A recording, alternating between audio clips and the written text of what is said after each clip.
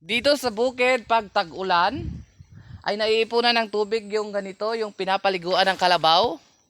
Kaya hindi na sila kailangan ipunta doon sa may sapa o sa lungog kung saan merong mga tubig na dumadaloy or meron doon mga kanal or ganon.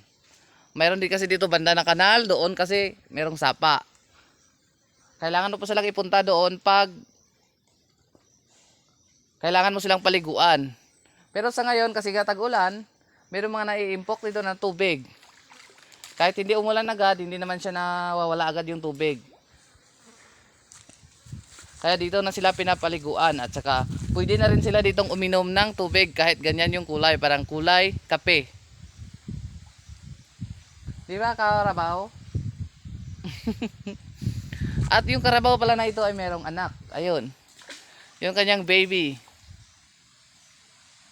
Malaki na rin.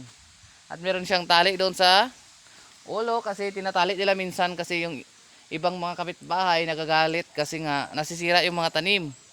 Kaya kailangang itali para hindi makasira ng ibang mga tanim o tanim ng ibang tao o mga sa malapit dito. Ganyan yung ginagawa ng kalabaw. Ang sarap-sarap ng pakiramdam niyang pag naliligo. Kasi ngayon, oras ng paligo ng mga kalabaw kasi nga tanghali. Yun lang, bye-bye!